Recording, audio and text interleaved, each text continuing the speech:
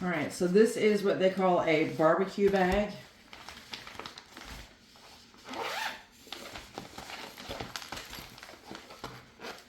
So this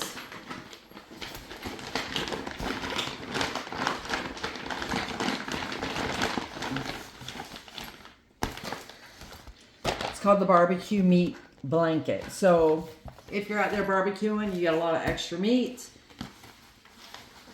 you can lay it in here to help keep it warm until the other meat gets done.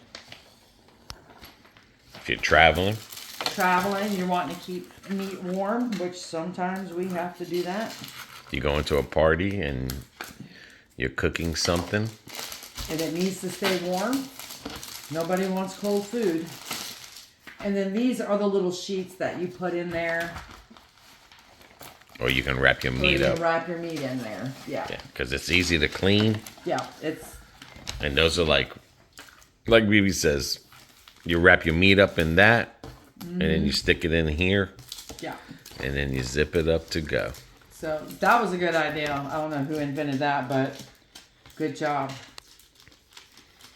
But I mean, that's also good too. If you got a really big barbecue going on, you got 20, 30 people, and you got to cook so much of this and so much of that, then you can put it in something like this, keep it nice and warm, and then it's not drying out. So yeah, we may put this to the test in the summer. And that's the SKU number. I like this little bag. It's good and sturdy.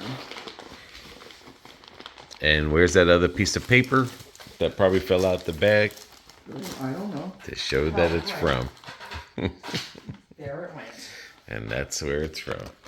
And again, it will be in the description if anyone's interested in getting something like this to try it out.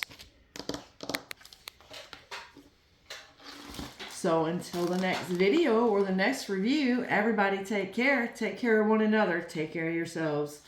See ya.